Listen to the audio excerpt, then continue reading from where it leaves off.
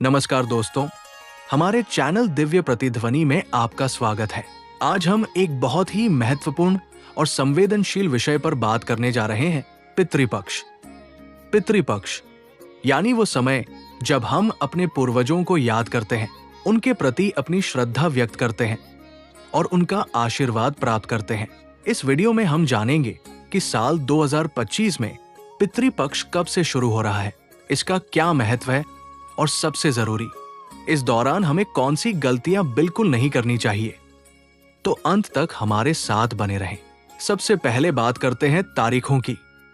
साल 2025 में पितृपक्ष रविवार 7 सितंबर से शुरू हो रहे हैं और इसका समापन रविवार 21 सितंबर को सरपित्री अमावस्या के साथ होगा।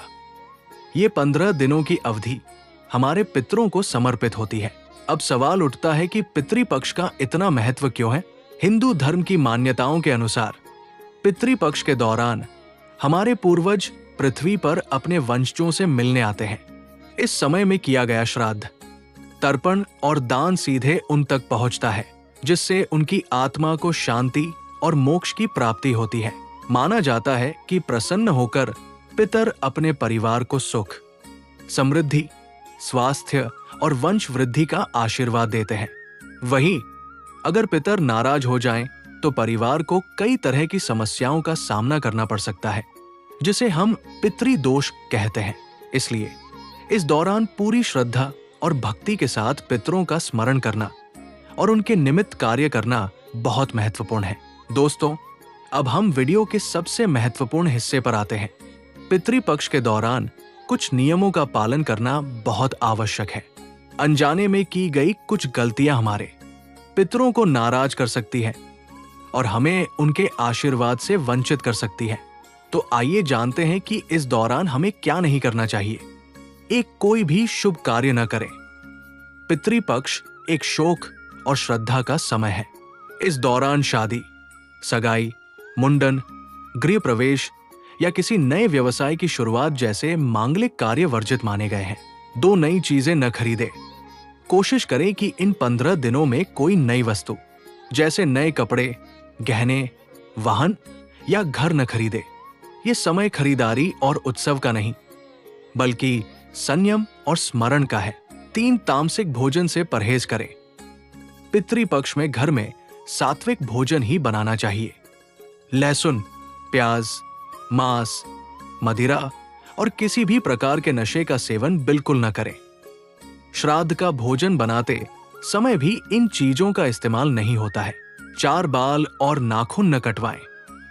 मान्यताओं के अनुसार श्राद्ध करने वाले व्यक्ति को पितृपक्ष के दौरान बाल, दाढ़ी और नाखून नहीं काटने चाहिए।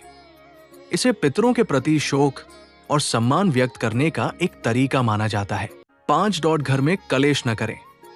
पितृपक्ष के दौरान घर में शांति का माहौल बनाए रखना बहुत जरूरी है।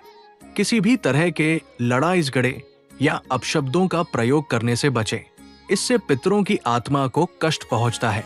6 किसी का अपमान न करें। इस दौरान न केवल घर के बड़े बुजुर्गों का, बल्कि किसी भी व्यक्ति, साधु संत या यहां तक कि किसी पशु पक्षी का भी अपमान न करें। ऐसा माना जाता है कि हमारे पितर किसी भी रूप में हमारे पास आ सकते हैं। दरवाजे पर आए किसी भी जरूरतमंद या जानवर को खाली हाथ न लौटाएं। 7 लौकी, खीरा, चना और जीरे का सेवन न करें। श्राद्ध के भोजन में और सामान्य तौर पर भी इन दिनों में कुछ विशेष सब्जियों और दालों का सेवन वर्जित बताया गया है। होस्ट, तो दोस्तों, ये कुछ महत्वपूर्ण बातें हैं जिनका हमें पितृपक्ष के दौरान ध्यान रखना चाहिए। ये समय डरने का नहीं, बल्कि अपने पूर्वजों के प्रति कृतज्ञता व्यक्त करने का है। उनके दिए हुए जीवन और संस्कारों के लिए उनका धन्यवाद करने का है। पूरी श्रद्धा से किया गया एक छोटा सा तर्पण भी हमारे पितरों को तृप्ति और शांति प्रदान करता है। उम्मीद है आपको ये जानकारी पसंद आई होगी। अगर आपका कोई सवाल है तो हमें कमेंट्स में जरूर बताएं। इस वीडियो को अपने परिवार और दोस्तों के साथ भी शेयर करें, ताकि वे भी इन बातों का ध्यान रख सकें। हमारे चैनल दिव्य प्रतिध्वनि को सब्सक्राइब करना न भूलें। हम जल्द ही मिलेंगे एक और महत्वपूर्ण जानकारी के साथ। तब तक के लिए नमस्कार।